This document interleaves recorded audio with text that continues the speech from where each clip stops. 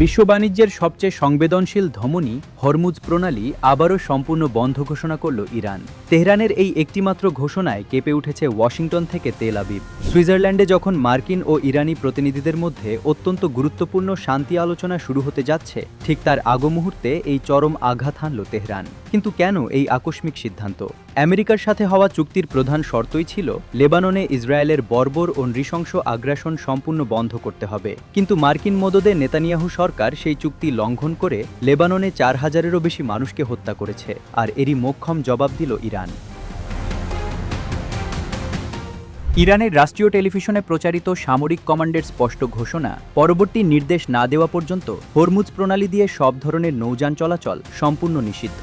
ইরানি সামরিক কর্তৃপক্ষ একে তাদের প্রথম ধাপের প্রতিক্রিয়া হিসেবে উল্লেখ করেছে। তারা হুঁশিয়ারি দিয়েছে, আগ্রাসন না থামলে সামনে আরও কঠোর পদক্ষেপ আসছে।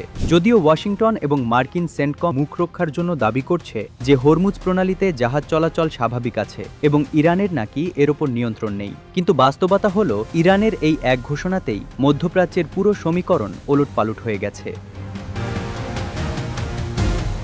ইরানের এই চরম হুঙ্কারের প্রভাব পড়তে কিন্তু একটুও সময় লাগেনি। হরমুজ প্রণালী বন্ধের ঘোষণার পরপরই লেবাননে ইসরায়েলি বাহিনী এক চরম নাটকীয়তার জন্ম দিয়েছে। ইসরায়েলি টেলিভিশন চ্যানেল ১২ নিশ্চিত করেছে, খোদ প্রধানমন্ত্রী বেনিয়ামিন নেতানিয়াহু এবং প্রতিরক্ষামন্ত্রী ইসরায়েল কাটজ দক্ষিণ লেবাননে সামরিক অভিযান অবিলম্বে বন্ধের নির্দেশ দিয়েছেন। যে নেতানিয়াহু এতদিন লেবানন থেকে সেনা সরাতে অস্বীকৃতি জানাচ্ছিলেন, আমেরিকার সাথে আলোচনা শুরুর ঠিক আগেই তিনি পিছু হটতে বাধ্য হলেন। রিপোর্ট বলছে, এই সিদ্ধান্ত ওয়াশিংটনের সাথে সমন্বয় করেই নেওয়া হয়েছে। অর্থাৎ ইরানের অর্থনৈতিক ও সামরিক চাপের মুখে মার্কিন প্রশাসনই এখন নেতানিয়াহুর লাগাম টেনে ধরতে বাধ্য হচ্ছে। অথচ এর আগে ১৪ দফার প্রাথমিক চুক্তিতে সই করেও ইসরায়েলকে দিয়ে লেবাননে হামলা চালাচ্ছিল আমেরিকা। হিজবুল্লাহর পক্ষ থেকে স্পষ্ট বলা হয়েছিল, ইসরায়েলের এই হামলা মূলত বৃহত্তর শান্তি চুক্তিকে নস্যাৎ করার একটি চক্রান্ত। কিন্তু ইরান আলোচনার টেবিলে বসার আগেই হরমুজের নিয়ন্ত্রণ নিয়ে পশ্চিমাদের বুঝিয়ে দিল, চুক্তি লঙ্ঘন করলে তার চড়া মূল্য দিতে হবে।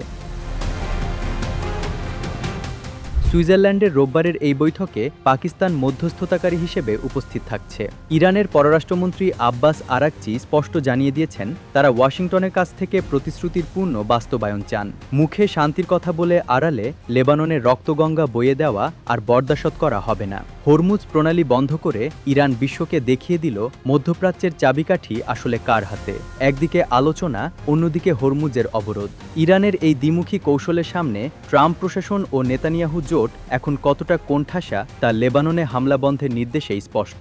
পশ্চিমা সাম্রাজ্যবাদের রক্তচক্ষু উপেক্ষা করে ইরান কি পারবে মধ্যপ্রাচ্যে স্থায়ী শান্তি ফিরিয়ে আনতে? হয়তো আর কিছুক্ষণের মধ্যেই মিলবে সেই উত্তর।